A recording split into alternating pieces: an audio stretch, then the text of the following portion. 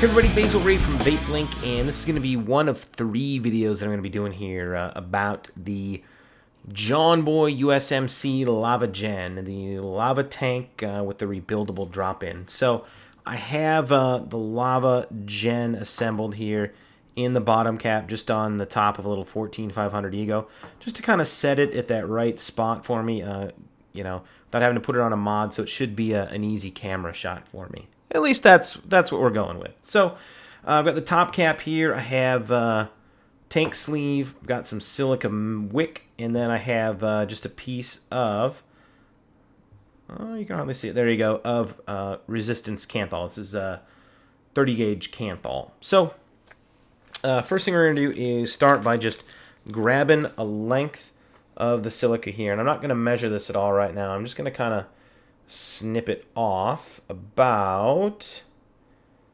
that much, and I used a nail clipper to do that. It cuts it, just keeps it from fraying as much at the start here. So what I'm going to do is take this piece and I'm just going to dip it in a cup of water that I've got sitting next to me. Not because I want it wet necessarily, but it just kind of helps keep the end of the wick from fraying apart. So just a quick dunk into a glass of water.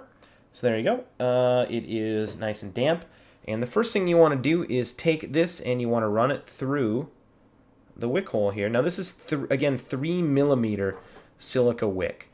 So you certainly could use smaller wick if that's all you have on hand. It's probably not going to wick as well. And anything bigger I just can't guarantee is going to fit in here. So really what you want to do is run this to where the bottom of the tank is. I like to leave a little bit of an overlap. And I'm going to cut this with a little excess here just to make it easier while I do the build. So let's get the nail clipper in here again. And I've kind of got some excess here sticking above the top of the tank. And we'll kind of get it situated in such a way that it's sitting above there.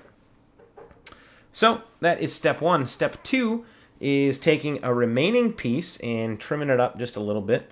So I'm going to cut off about that much. I can discard the rest for now. And now I have just a small piece of wick here, and what I'm going to do is wrap the coil. I'm going to wrap it kind of towards the end, and I think you'll see why in a bit. So I'm going to start my coil here about halfway in, and I'm going to go about 4 or 5 wraps. So there's 1, 2, 3, 4, 5 wraps. So now I have this sticking out here, and I'm going to kind of try to carefully slide the coil pretty close to the end of the wick. Now, you know, you can leave more wick on both ends. Again, this is just kind of how I set it up. So I've got my wire legs here. Now the idea is that this piece is going to sit right over top of the wick that's sticking out of the tank, which is going to wick to the coil. So what you want to do is, this is the part where it might be a little bit hard to see on camera here. And I'm going to try and do the best that I can with this. So I've got one leg of the wire here, one leg of the wire here. Now, on the LavaGen, on the center post here, you have a spacer. You have a spacer as well on the negative. We're going to put the wiring for this, we're going to put it right below the thumb screw above the larger spacer on the bottom. We're also going to put the wire above the spacer here. So the idea is that the wire is going to wrap on both of these posts. So what I'm going to do is first get it lined up here under that screw, and I'm kind of going to pull it and hold it here with one finger. Now I'm going to take the other piece of wire, and I'm going to kind of pull this to the middle, and I'm going to take this one and wrap it here under the spacer. There we go. Oops. It popped out a bit. I'm trying to get it under the spacer. Pull that back around, and if you kind of wrap it a bit, it should stay in place pretty well. I'm going to tighten this one down. Okay, so that side is tightened. I'm still holding it here. At this point, you can kind of let go of this because it should just kind of line up in place here. You can pull it back around, and all that's left to do is tighten this down. So now you have both ends hanging off here. You want to make sure that they're not crossed, they're not touching, which, if I stick my big fat face in here, mine are actually twisted around. All right, so before we do anything else at this point, we're going to make sure that our wires aren't touching and that the ends are not touching the top of the tank. And all I want to do is set this on my ProVary, and I'm going to make sure that the coil is firing, that we've got everything set up correctly. When you set it up with Silica, you are not very likely to find hot spots, which is pretty awesome. So, again, just make sure that your wires here are not touching and they're not touching the tank. And let's see here what we get. So first thing I'm going to do is just check the atomizer resistance. 1.4. So let me just check my voltage. Probably going to need to bring it down a little bit. Yep, so I'm going to bring it down for now, just to fire it a bit, to 3.6 volts. And I'm going to fire it, just make sure that nothing bursts spontaneously into flames here. So you can see it glows up, nice and even. At this point, all that's left to do, and again, I'm just going to take it off of here so I can set it on that base to show you how I do this, which is similar to how most people do it because it's the easiest way really to clean this up, and that is to simply wiggle these a bit. As long as you have them screwed in tightly, the wire will wrap up and snap off. You can see it a little bit better now. So again, we're going to do the same thing here. All I'm going to do is just grab this wire and spin it around.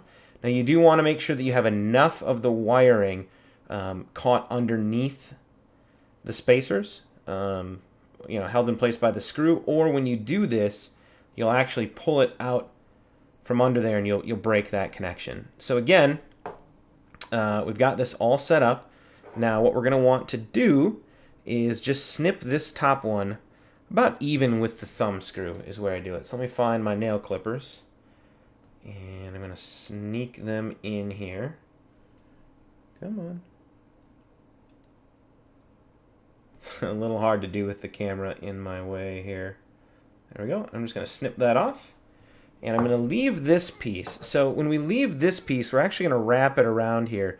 So what this will do is soak up any excess liquid that gets kind of stuck in the top of the tank tube. So I'm going to wrap this around and just kind of hold it gently in place here with the thumb. Take my tank, slide it on, press it down. And what I want to make sure that I do is line up the vent hole here with the coil. You want that placed over the coil.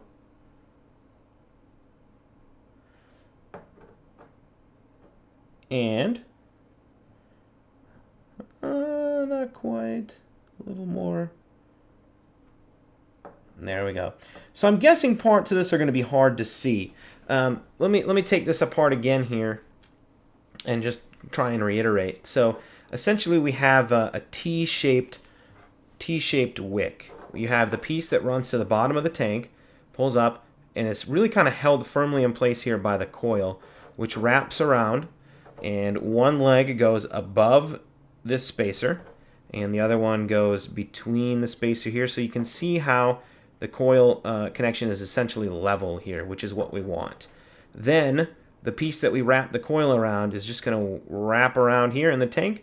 That's going to hold there and should, let me take this off here, make it even easier to see, really should hold in and suck up any excess liquid. And when you put on your tank, you align, oh, where is it? The air hole over the coil so you get that nice airflow right onto the coil.